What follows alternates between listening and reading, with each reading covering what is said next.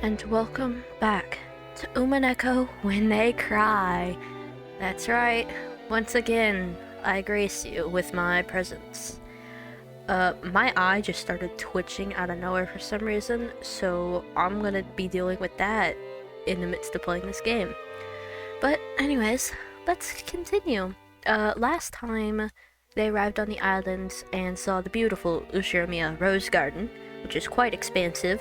Maria found a rose, and the kids brought their stuff to their rooms. After setting down their luggage in their dorms, our parents had gathered again in the corridor. Hey, what are you brats planning to do? Are you cousins just going to stay here and chat? It seemed they were heading to the mansion to announce their arrival. Normally, they would make us follow them and greet everyone together. But if that had been the case, Dad would have just told us to come and that'd be the end of it. He's saying it's okay if we don't come, so what'll we do? Well, it's gonna be lunchtime before long anyway. Better let the kids unwind here. Besides, if worse comes to worse, this might be their last chance to play outdoors. Oh, I'll go too. Maria, you house sit for Mama, okay? Behave yourself and wait here. Since Maria was being told to house sit here, we certainly couldn't leave her on her own. George and Nikki noticed this immediately and gave a clear reply for all of us cousins. Well then, we'll accept your offer and house sit. We've got lots of stories to tell each other after being away for a year, and in Battler's case, 6 years. That sounds wonderful. And Battler can have 6 years worth of stories to tell, doesn't he? Yeah. I'll take care of the house like a good boy. Okay, Battler. Kumasawa-san, I'm gonna stay here too. We'll break rank and leave the rest to the adults. Perhaps that would be best. I'll report it to Madam. Then allow me to guide you all to the mansion. This try-hard. I'm sick of his ass already. This way, please. The other children are one thing, but George is getting to be an adult. Wouldn't it be better if he came with us? If we make him come, then poor George will be the only one out of place. Interacting with his cousins is also important. Okay, see y'all later. Oh, he just wants away from the kids. The adults left one after the other. They left in the same formation as our trip from the harbor, with Goda-san leading and Kumasawa taking up the rear. As we gathered in the room assigned to us cousins, George and Nikki asked us to excuse him for a second. He rushed over to Kumasawa-san, who was following behind the disappearing adults, and seemed to ask her something. He soon finished his business and came back. What's up, Nikki? Nothing. I just wanted to ask her something. Okay, I'm gonna be honest, from this point, I think I've gotten further in one of my playthroughs, but I do not remember a thing, so I'm gonna say about from here on, it's new frontiers for me. Ooh, tell me too. What could George and Isan be asking Kumasawa-san and not me, I wonder? I don't have a clue. No, it's a misunderstanding. Why is he blushing? Oh, bro's got something to hide. He's a little embarrassed. But why? Not that I know what you're misunderstanding.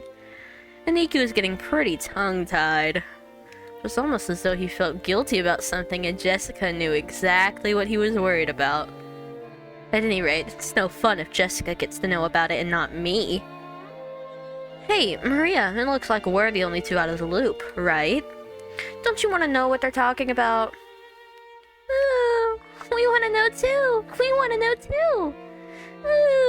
Oh wait, this is Battler, huh? I fooled around while oohing together with Maria. No, I'm telling you, it's no big deal. Stop talking to me. Liar. I'm surprised you'd tell us such a terrible lie, Nikki. Confess. Maria, you tickle his right side, I'll tickle his left. Ooh, I've got his right side, Battler's got his left. Ooh. Oh man. Oh. Did they body slam him? Wait a second. Wait, you two. Stop. What was that sound? Why is there fairy dust? Maria and I played around, chasing George and Iki as he tried to escape, rolling on the bed. I realize high schoolers aren't supposed to bounce around like kittens, but I still miss this kind of fun. A warm, cozy kind of fun. George Nissan, what were you asking Kumasawa-san? Well, I've got a good guess. It's been a year since the last time he visited the head family. Who knows what servants might have come and gone during that time. Either way, it looks like he'd like to go and say hi. Huh? Say hi? I want to say hi too! What the hell? That's nothing to feel guilty about, Aniki. I'm not buying it. Maria, don't be fooled. Aniki's still hiding something. More torture. What? Oh yeah, Are we sure we're not body slamming him onto the ground? That sound effect seems a little violent. Stop it, seriously. Maria-chan, you too, stop it already.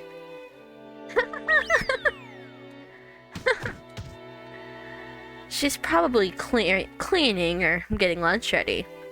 Don't worry, she'll drop by to say hi sooner or later. I'll bet you'd rather have been welcomed in by Shannon instead of that nosy Goda. Shannon? Shannon. Yeah, I remember a girl with that name. She's still a servant? How's she doing? Speak of the devil, there she is. Nah, I'm kidding. What? Why are we getting a house tour? Oh, we get to see what the adults are discussing. I see. By the way, Natsuhini-san, how's your headache been lately? It seemed pretty serious before. I have been much better lately. Thank you for your concern. Oh, right. Here, a present for you, Natsuhini-san. Thank you very much. I'm always receiving gifts from you. Yeah, don't act so thrilled about it. Is this black tea? It's herb tea with peppermint and lemon balm. It's a blend from a well-known store, and it's supposed to be good for headaches. I thought it might help you, too. Rosa was always a conscientious woman. Probably because she was the youngest of four and much younger than the other three. She managed to grow up without gaining the venomous nature of her siblings. Her kind words got Natsuhi to soften her expression for just a moment, but only one. But it wasn't enough for her to melt her stony gaze, hardened as it was by long years of mental stress. Yeah, I would be too. I would have that kind of... Come to think of it, you're always complaining about those headaches. Oh, someone's playing Shapes. I've never heard of that game. Pull yourself together. Jessica-chan has her exams this year, right? That's going to be a turning point in her life. I'm sensing these two don't have very good chemistry. Will she really be able to rely on you as a mother if you're like that? Besides, Natsuhi-san, you're 3 years younger than me. You should get your act together. Ava? Calm down. Okay, honestly, I would have that expression too. Ava, chill. What'd she do to you? I apologize. I've had a tendency for headaches all my life. Some people are born that way, and others become headaches as they age. Even under normal circumstances, Ava sometimes failed to choose her words carefully. But her comments aimed at Natsuhi contained shards of obvious malice, though she hid it with a smile. Of course, that fact didn't escape Natsuhi. She frantically contained her urge to grimace and pretended to ignore Ava. She's currently envisioning bitch-slapping her right now. But, you know, head family wife. I think there's a dog at my door, but I'm not gonna get up. Our battler will have his exams this year, too. Rudolph-san, shouldn't you be a little concerned as well? For the sake of your own son, you'd better get serious to the point of having headaches like Natsuhini-san. If I say anything, he automatically rebels. So what should I say? Should I say the opposite, that it's okay for him to mess around? That's probably the only way I could get him to listen to me. Hideyoshi-san, George did really well in his exams, right? Please, you've got to teach me the trick to handling children. Well, it's probably because I got him to understand why he should study. Study isn't worth anything on its own. That's right, the real point of studying is to practice research and stuff on your own whenever you bump into something you don't know. Honestly, that's probably good advice, but I do not study. I am not a studier. I go in and hope for the best, and if it doesn't work out, I'll cry. If you can't do that, you can't be useful to society. Talking about math or writing, you gotta learn how to learn. That's splendid. I wish our Jessica could understand that as well. But no, she hates us. I can't even begin to fathom why. My husband Kraus and I raised her to the best of our abilities. My husband Kraus... If she is to be the heiress of the Ushiromiya family, then at this rate... Do you really have to force her into becoming the successor? After all, a woman has to find a woman's happiness. Parents shouldn't force such things on their children, don't you think? Hold your horses, Ava. Each family has its own way of raising their kids. You shouldn't be pushy. I'm sorry. Natsuhini-san, don't take it the wrong way. I don't care about what the fuck you're saying to me. Can you shut up? Though the light shining in through the window was quite warm despite the cloudy weather, there was a dark mood about the room, which was probably causing headaches for more than just Natsuhi. As if to sweep away that mood, Kiri brightly made a suggestion to all present. Still, this black tea has a really lovely aroma. Let's drink it right away. Thank you, Kiri. I like how you're the only sensible adult in this house. Except maybe Rosa. But I've seen far more of Kiri than I have Rosa, so I'm gonna believe that Kiri is the best adult in this house. Except for maybe Kumasawa. I like her. In Japan, surely you couldn't find something like Leopold's black tea anywhere but Ginza, right? I see you know a lot about it, Kirini-san. I guess it was worth going to the trouble of buying it. Kiri and Rosa stood up from their seats and made as if to prepare the black tea, but Natsuhi forestalled them. I thank you both, but we can try that later. One of our people will soon be coming to bring some tea, so please relax. Leave it for later, you two. Let's enjoy our welcome drink. Rudolph gave a subtle signal with his eyes for them to sit down again. He will, later, be spiking his drink with a glass full of bourbon, and maybe some whiskey for the extra burn of having to deal with his family. Kiri and Rosa understood instantly and obediently returned to their seats. I like how Kiri just has like this red fade to her hair. Did I say Kiri? I meant Natsuhi. My bad. Let me... Oh. They, shortened this a bit. Man, I can't... Why does it look like she has really bad extensions? Like here, you know, it's an ombre. But here it just looks like she got a really ill-fitting extension ponytail. But... yeah, then I can't see any other glaring issues besides the fact that they shortened her little... It's not a cravat. I don't know exactly what to call it.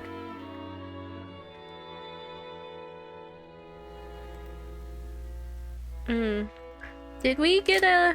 No, we haven't gotten her thing yet. Probably because we haven't had Battler introduce her. The initial greeting of the guests was complete, so it was time for them to be served some tea. It was embarrassing for the host that the tea was late, especially now that the guests were talking about making tea themselves. Natsuhi bit her lower lip, frustrated by the ineptitude of the servants who were late bringing in the tea. Seeing her face, Ava immediately started to giggle. You know, I think we should blame Goda and then, tar and feather him. Of course, Shannon had no way of knowing what was taking place in the parlor. She came pushing a serving cart piled with teacups. For no apparent reason, Natsuhi gave her a pained look, and Shannon couldn't help but flinch without knowing what she had done wrong. Shannon! Here she is! Here's the Shannon! George's beau, Shannon. Excuse me. Your tea is ready. Oh, Shannon-chan, it's been a while. You keep getting prettier every time I see you. Oh, thanks. I don't want an old man complimenting me like that, but I can't really say anything or else I might get fired. Save the chatting for after you've set the table. The tea will get cold. I apologize, madam. She apologized like a small frightened animal, bumped against the serving cart, and made a jarring racket as she dropped several teaspoons. Her clumsiness made Natsuhi's expression turn even darker, which made Shannon quail even more. Come on, Natsuhi-san. There's nothing wrong with her exchanging a few words in greeting. The tea must be plenty cold already, considering how long we've been kept waiting. There's no need to worry. It's not cold yet. Shannon finished setting the table quickly. I'm sorry, madam. Natsuhi's irritation was obvious by now. The ineptitude that delayed the tea, the clumsiness of the servant, everything pointed to the incompetence of Natsuhi's everyday leadership, making her lose face. As the person in charge of the Ushirimiya head family's kitchen, allowing that clumsiness to be exposed, today of all days, was surely nothing less than total humiliation. Lay off, Natsuhi-san. Don't you think it's a little harsh to bully Shannon-chan when she's trying her best? Yeah, stick up for her. I'm not bullying anyone. What a nice aroma. May I ask what brand this is? It's actually Ushirimiya top secret. I can't tell you, or else, Kinzo has to kill you. I'm terribly sorry. I'll find out for you later. Kiri was trying to be nice, hoping to cut through the tense mood. However, Shannon had embarrassed herself instead, darkening Natsuhi's face and the room's mood. By this point, Ava was audibly giggling. What's this? Shannon-chan, don't you even know what you're pouring us? Come now, you mustn't serve something so suspicious to guests. We'll think that Natsuhi's trying to kill us. We'll need a silver spoon at the very least before we can drink this. I'm sorry. I'll go get one immediately. Shannon-chan, do you know what silver spoons are used for? Isn't that to, like, test the contents? Like, if it changes color, then there's something wrong with it? They have to be silver. Do you know why? No, I don't give a fuck about chemistry. No, A teasing smile rose to Ava's face as she stared at Shannon setting the table. By itself, Ava's expression was sweet in an impish sort of way. However, the words being spun from her lips held the keenness of a razor within them. Shannon tried with all her might to avoid Ava's continuing gaze. Realizing that Shannon was hard-pressed for an answer, Rosa gave some timely help. They say that if silver is touched by poison, it darkens. Yeah, okay, that's what I thought. Guess you've learned something today, Shannon-chan. They were acting as though this tea needed to be tested for poison before it could be drunk. In Natsuhi's eyes, this was an insult both to the tea and to herself for serving it. Rudolph laughed flippantly and patted Ava's shoulder. Haha, silver cutlery wouldn't do you any good for you, Umineko. Just one lick of your poisonous tongue and even a silver plate would turn pitch black. Haha, since I get to hear that poison tongue every day, I must be poison-proof myself by now. Yeah, we all know who wears the pants in your relationship. Ava, I don't mind when you use it on me, okay? But you'd better hold back when talking to people who haven't built up a resistance. Wahahaha. My, how cruel. All I did was teach Shannon-chan a bit about tea, didn't I? Everyone followed the lead set by Hideyoshi's horse laugh and chuckled, though not easily. Only Natsuhi didn't join in, but for the time being, the conversation inside the parlor could now be mistaken for a lively and friendly chat. As Shannon finally finished setting the tea table and tried to leave, Kiri apologized to her in a low voice for not being able to help. Shannon gave a light bow and made a hasty retreat. Shannon cast her eyes downward as she pushed the cart down the corridor. Anyone seeing the pitiful way she looked might easily conclude that she'd been bullied in some way. But actually, this is just a daily occurrence in the Ushirimiya household. Training for maids and servants start early at a young age, at the age of 6, where they're verbally abused in every way possible, until they build up a kind of resistance to it. First, you have to make sure they have no self-confidence or sense of self. Then, you could begin training them on how to serve you in the best, most efficient way possible. Don't be sad. You didn't do anything wrong, Nissan. You are watching. That is my role. I watch. Madam and Ava-san cannot go to hell. You tell her. You tell her, Canon. You tell her. But the worst coward is that guy. Who's that guy? Hideyoshi? Hideyoshi or Kraus? Okay, I do know about Kraus. I'll tell you guys that. I do know about Kraus, and I know I don't like him.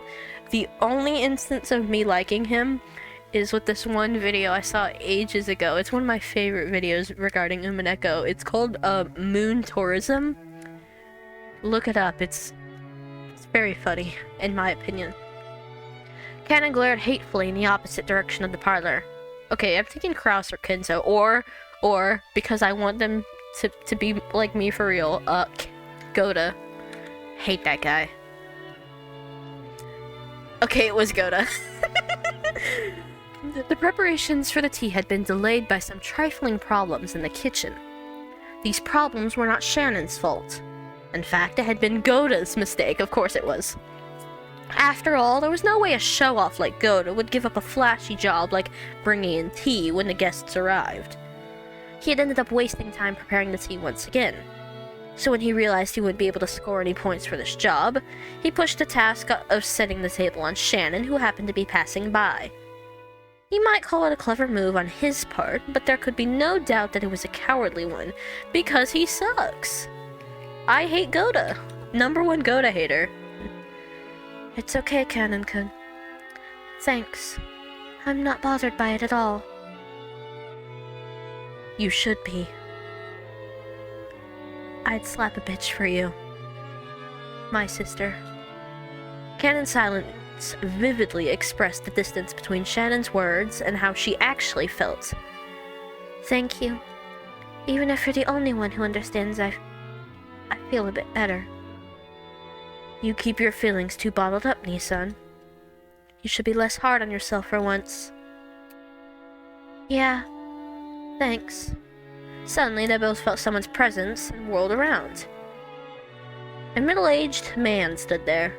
That is not a middle-aged man. That is an old man. It was Genji, the head servant. What are you doing there? Shannon, hurry back to the kitchen. Yes, if you'll excuse me. You're excused. And I'm not. Shannon humbly obeyed and promptly made the push to cart and leave. However, Canon appealed to Genji in silence, bearing something in his eyes that he could not express in words. What is it? Did something happen? Shannon didn't do anything wrong. But even so, they... Stop it, Canon-kun. Please excuse me. I'll return to work immediately. Canon-kun, you should go back to your post too. Please. If you say so, Nissan. If that is all, then go. Yes. If you'll excuse me.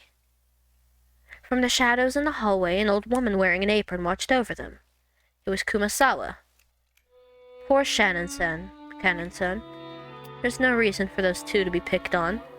Still, Goda-san's dislike for them is an undeniable fact. Until Goda-san was taken in by the Ushirimiya head family, I hear he worked for a fabulous hotel somewhere. The manner of work he learned there was quite impressive, I believe. It's just that Goda-san is the newest servant here. He must have a lot of pride accumulated from his previous positions.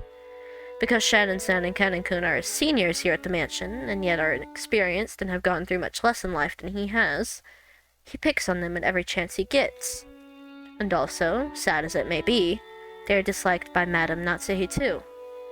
Of course, if we're talking about experience, the Madame has been in this family much longer. And yet, this is one point where I cannot help but sympathize with the Madame as well. Truly, the Master is a man with many sins on his conscience. Why didn't he realize that such a trifling whim of his would give the Madame such an inferiority complex? Of course, on the inside, even the Madame is fully aware that those two don't deserve to be treated so harshly. However, the heart has reasons that knows not. She wants to prove herself. I think that's what it is, because she married into the family. She wants to prove herself as a capable, person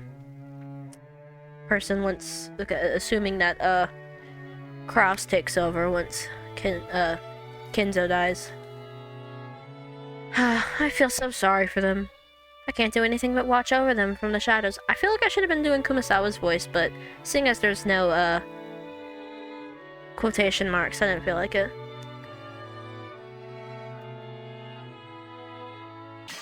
Oh. Time's passing. It's almost noon. It is noon. Ooh, it's noon. Okay. It's noon o'clock. Where are we now? The four of us cousins were enjoying our stories, just shooting the breeze.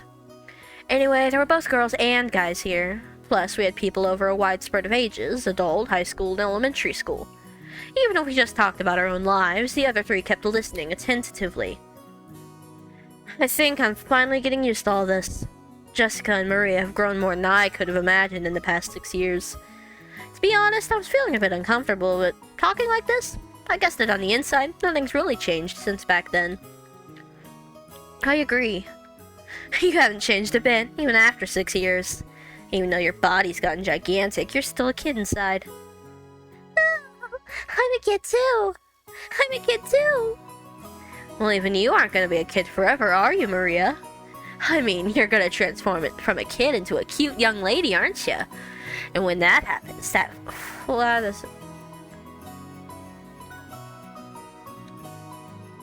when that happens, you gotta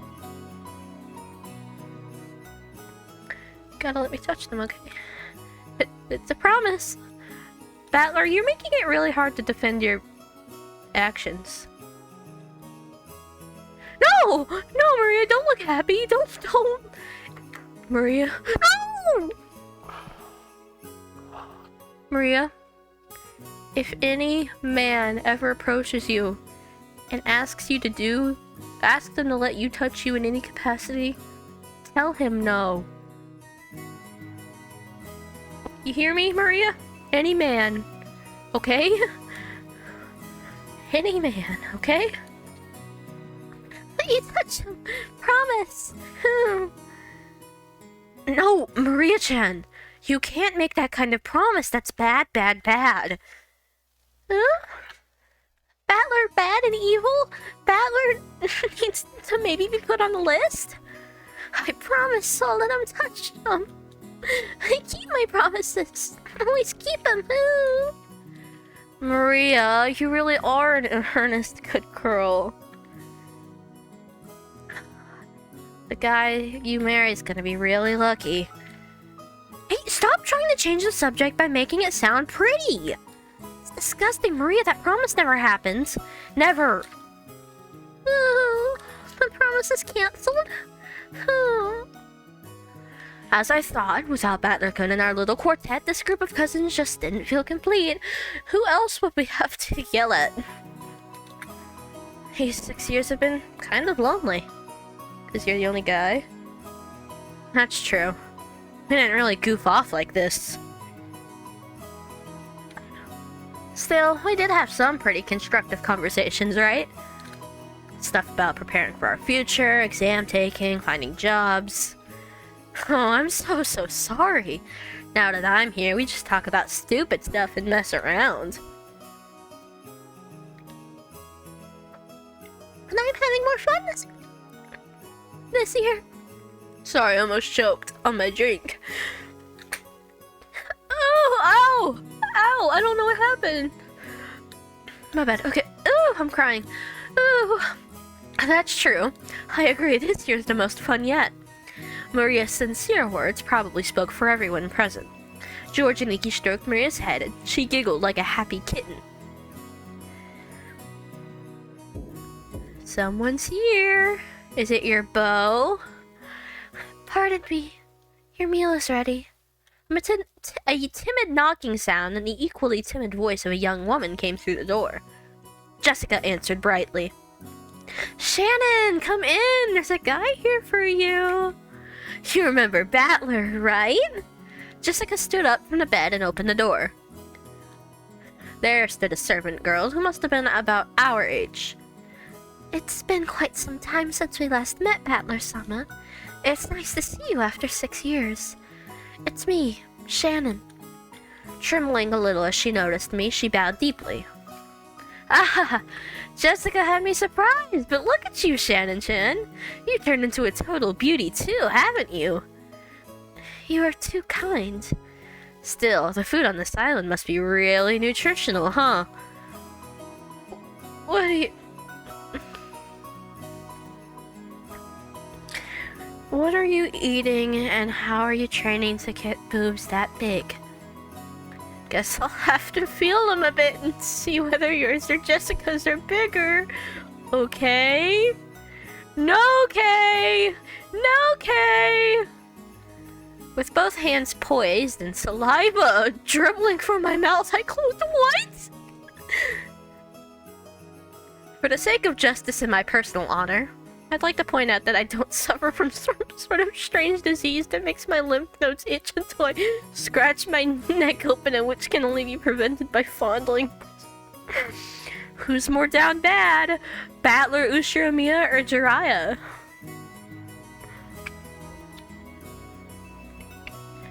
Oh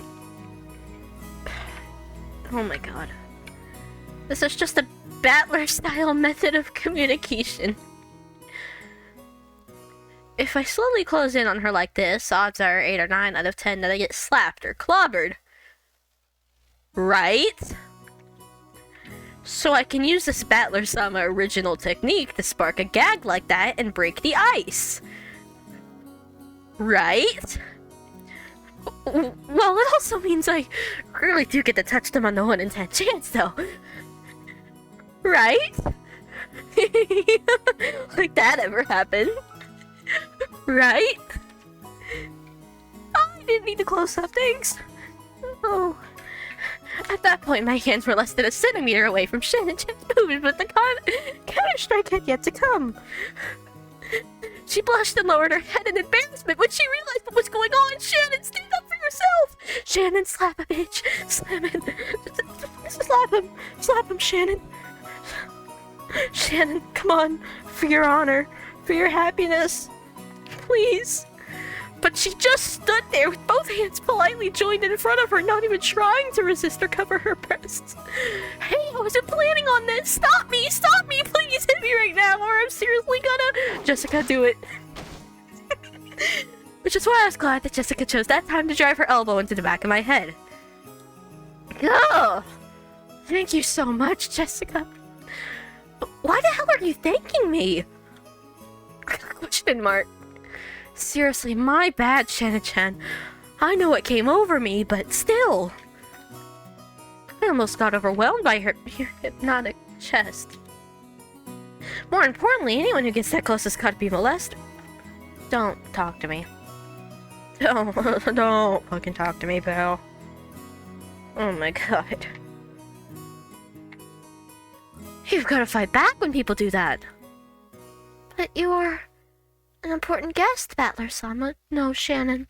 Shannon, if any man comes up to you, any man, any age, comes up to you and asks to touch you, tell him no. Slap him. And now look here, a pervert's a pervert, whether he's a guest or not. A girl's chest has got an air defense identification range of about 10 centimeters or so. Once someone trespasses within 2 centimeters, that's already an invasion of airspace, so you'd better scramble the jets immediately and give him an instant slap. I couldn't do such a thing. Because we are, furniture. Oh, we're on this furniture shit again. Of course she didn't want her breast touched, but if a guest so desired, she was prepared to sacrifice herself to suit their wants. A girl like this needs some urgent protection. To think such devoted girls still exist in this era. It's enough to make a man dizzy. But no! No! I'm coming at you with a perverted face again! Calm me down. Look out, pervert on the loose! This gag can't end until you delivered a punchline, so slap me! Please, hit me! I cannot fulfill your request. You're sounding like a masochist. Because I'm furniture. But if it were an order, I'd obey you. Because that is my duty. And then I'll make it an order. Shannon, slap the shit out of Battler.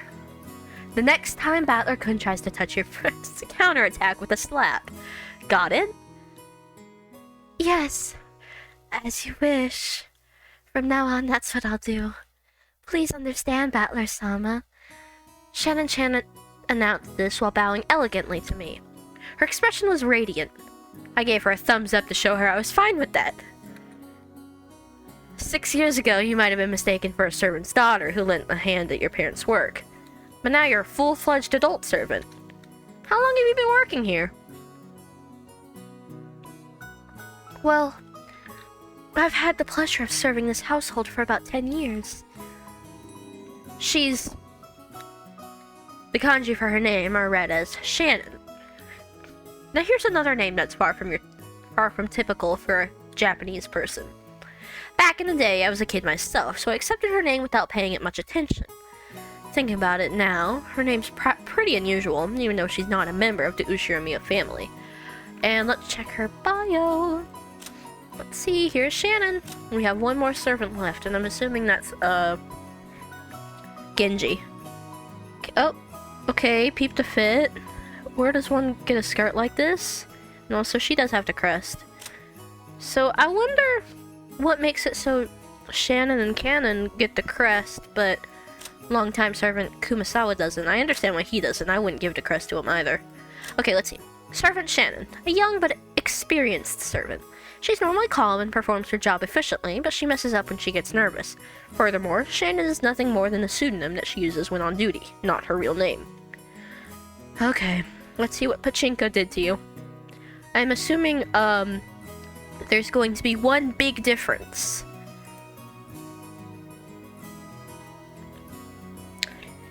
Wow, I am so shocked. I never could have guessed. Like, it's so round. And also, why is her shirt, like, perfectly tailored? This is like Food Wars. You've seen, like, the one... Actually, no, it's like any, like, most over-sexualized animes where the uniform is, like, perfectly contoured to the shape of the girls. Like, Kumasawa looks the same, but still, like...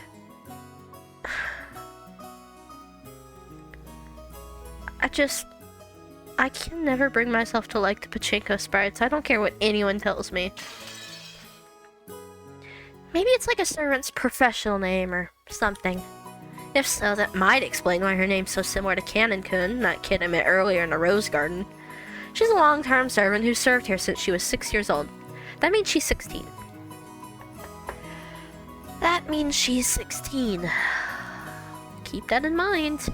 Her appearance had changed so much that I couldn't match her to the person of my memories, but we both knew each other 6 years ago. So she would have been 10. That shy part of her had always been there, but she did seem to have developed the allure you'd expect of a girl her age. Especially... That kid we met earlier, Kanon-kun, is her little brother. He's not exactly my little brother. Still, he loves me like a big sister. He didn't cause you any trouble, did he? He's the same as always. If only he were just a bit more sociable. I apologize if he's caused you any trouble. Nah, he didn't cause any trouble at all. As a fellow man, I understand how moody you can get at that age. It's no surprise he's unsociable. Oh, I get called that all the time too. Oh. I'm so sorry, Maria. I get called unsociable. She's just like Canon. No. Oh my god, this poor girl. You weren't unsociable at all, Maria-sama. I wanted to be like him. You said the meal was ready, right? Yes. I'm sorry. Your meal has been fully prepared, so please allow me to guide you all to the mansion. Shannon bowed again formally and returned to her duty mode. We realized that if we made her stick around for any more light conversation, it would actually make it harder for her to do her job. We got up off our butts to avoid interfering with her work any further. So, shall we go to the mansion? Everyone's probably hungry, right? Yeah. I'm really looking forward to Goda-san's food. That guy was apparently a chef at this famous hotel, so he's super good at cooking. Ooh, I can't wait. Let's go, Maria. We're gonna stuff ourselves like pigs. Ooh, stuff ourselves like pigs. No. You can't take everything Battler-kun says seriously, alright? Because he's always just joking around. Well, I'll say always joking. He's joking like 90% of the time. Okay, let's go. Under Shannon Chen's guidance, we headed towards the mansion. Yep, we're headed toward the mansion. We're heading towards it. Met once again. Hey, that's the title screen!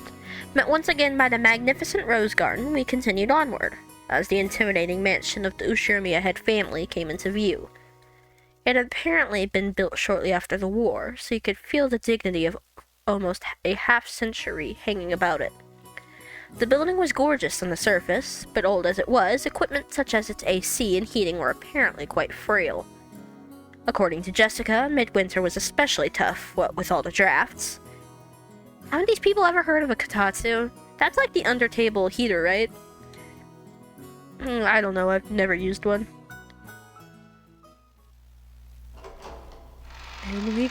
In we go. As we entered the entrance hall, an aged servant greeted us. Now him, I remembered. Genji-san, who had been working here longer than anyone, filled the role of head servant. Battler-sama, it has been quite some time since last we met. As our eyes met, he greeted me with a calm, composed voice. His bow wasn't as graceful or refined as Goda's, but despite its simplicity, it communicated his feelings very well. Genji-san, it really has been a while. You look well. Thank you, I have been quite well. And Battler-sama, you have become a splendid young man.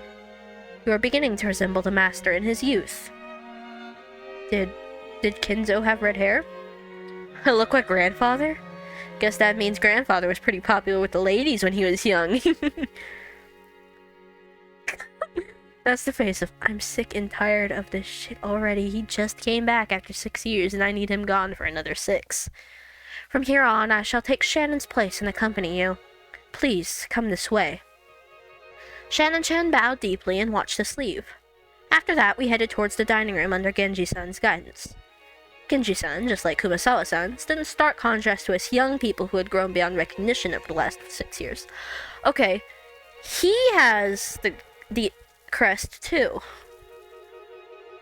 So I wonder, I'm still wondering, I actually don't have a theory for this. Or at least I don't remember having a theory for this, since last episode was a week ago. But, you know, his appearance was exactly the same as in my memories from 6 years ago. It was as though time had stopped since the last time we met. Genji-san was an extremely quiet and diligent person. He was basically grandfather's close aide or caregiver. And you might even call him grandfather's companion of many years. In fact, it seems he was by grandfather's side even more often than my late grandmother was. Yes, they are close companions. According to Jessica, grandfather trusted him more than any of his blood relatives. But I wonder how long he served. I never got the details, but I heard something about him being here since the very beginning, when this mansion was first constructed. Which would mean that he's dedicated half of his life to serving here. It's easy to see why he's so trusted.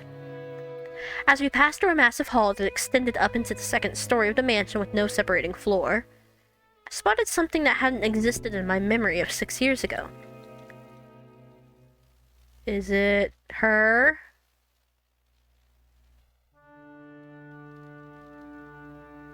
Ooh, there she is. It's the thumbnail girl. Beatrice! Hey. You know what? I understand his breakdown. I'd want her too.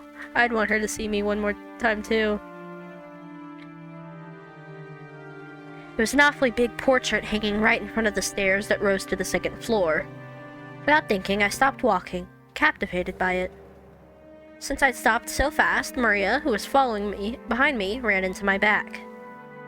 Ooh? Sorry. Hey, Jessica, has that picture always been there? I pointed at the big, prominently displayed portrait in the hall. Everyone else stopped, too. Alright, Battler, you've been gone for 6 years. Oh, right. When you last came here, that hadn't been hung yet, had it? When was it again? Well, my memory doesn't fail me. It was put on display sometime around the year before last. Like, everything's happening the year before last. You are correct, sir. In April of the year before last, the master put it on display there, having previously ordered a painter to create it. Grandfather did that? So he paid to have it painted just for him? Huh. Rich people. The portrait suited this western mansion, and that woman in the elegant dress gave off a sense of refinement. You know, I didn't check to see if, Oh, we did. My bad. Servant Genji, the leader of the servants who work for the Ushiromiya family. He had served Kinzo longer than any other, and is the person most trusted by that old man. Since he serves Kinzo directly, Kraus and Natsuki think of him as being a spy for Kinzo. Just curious.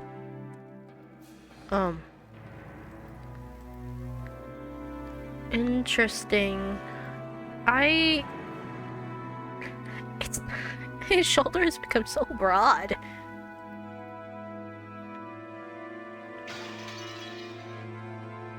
I couldn't have guessed her age, but her sharp eyes and the strong will she seemed to possess made her look youthful. She seemed somehow different from the composed, middle-aged women you often see in famous pictures. If she'd had normal black hair, I might have assumed it was a portrait of my long-deceased grandmother in her prime. However, she had beautiful blonde hair, and she didn't look Japanese at all. So, just who is this lady? Maria answered that simple question enthusiastically, as though proud she knew the answer. Oh, I know. She's Beatrice. What? Oh, did they pronounce it Beatrice? Beatrice? I'm gonna keep saying Beatrice because that's how I've always said it. Beatrice. She's a witch. Didn't you ever hear stories about her long ago? A witch? You mean the witch of this island? Magic, scoffs. I think I already said this, but Rokenjima is a small island, only 10 kilometers in circumference. However, that's actually pretty massive considering that only the Ushiromiya family lives here. So only the harbor and the area around the mansion were set up to be lived in. Beyond that, the island remained as untouched as when it was uninhabited. The vast and empty forest had absolutely no lights, phones, or people passing through. To understand how dangerous that is, you need to forget your common sense as a city dweller. After all, if you happen to fall down a hole in the depths of the forest and sprain your ankle, no one would come to save you no matter how much you cried or screamed. Then, once the sun went down, the forest would be wrapped in complete darkness, since there were no street lights. And, since there were no signs, it would be easy to get lost and confused, losing your sense of direction inside that dark forest. Nowadays, most people see a forest as a peaceful place. But to the people of bygone eras, before the light of civilization drove out the night, forest was geographically separated from civilization as the sea. They were oceans above the ground. Fishermen who got out into the ocean are putting their lives at risk despite their technical knowledge. In the same way, hunters who go out to the forest are in danger, despite having specialized knowledge of their own. If children were to go play in such a dangerous forest, something terrible might happen. Someone's parents must have thought so. Maybe grandmother first said it, or maybe it was grandfather himself. Perhaps the story's been passed down on this island since ancient times. There's a terrible witch in the forest, so you must not go in. At some point, this ghost story of Rokenjima was born. This is the legend of Rokenjima's witch. That's why, when we talk about a witch on this island, we're referring to the master of that vast and savage forest. Come to think of it, when I stayed at this mansion as a little kid, during those eerie nights when the wind and rain pounded on the windows, I remember being terrified by a story of the forest witch who roamed around searching for human sacrifices. But that's not real, obviously. So, Beatrice, huh? When Aniki mentioned it, I searched my memory and was sure I recalled hearing a name like that when I was little. I see. Still, I totally forgot that the witch in that legend had an elegant name like Beatrice. So, did grandfather go out of his way to have a portrait made just because we grandchildren didn't believe the story? I like the song. She's the witch from grandfather's delusions. Ever since he had this picture hanged, he's been having a harder and harder time telling the difference between truth and fantasy. To us, she's just a witch that exists in grandfather's mind. But to him, she's a being that exists on this island. I mean, imagine, right? Exists. He says he had that painting made because the rest of us would be incapable of understanding otherwise. The whole thing's creepy as hell. My lady, this portrait is precious to the master. Shut up. I beg of you, do not say such things in front of him. Oh, I wasn't planning on it. I don't want to lose my inheritance. I know. Even if you didn't tell me, I'd never do something like that. Jessica glanced at the portrait with an irritated gaze before turning away. Let's go. We're making everyone wait in the dining room. Ooh, I'm hungry. Only a small portion of this island was controlled by the Ushirimiya family. All of the lawless remainder was the domain of the witch Beatrice. You might even call her the true ruler of Rokenjima. I felt a faint revival of that unsettling sense of misfortune, which I'd felt when I learned of the tutelary god shrine being struck by lightning. And I remembered that Kumasawa-san tried to tell an ominous story about Rokenjima before Jessica had stopped her. I don't know what she was planning to tell us about this island, but I do know one thing. It isn't the Ushirimiya family that rules Rokenjima. It's the witch, Beatrice. That's right. After all, this is the witch's island. And this is where we're gonna end it. A little intrigue for the road. Now we finally, know just a bit about Beatrice. And, what she might do to us. If she'll do anything at all. But I guess that's all for now. Thanks for watching, and I hope you enjoyed this episode. Bye!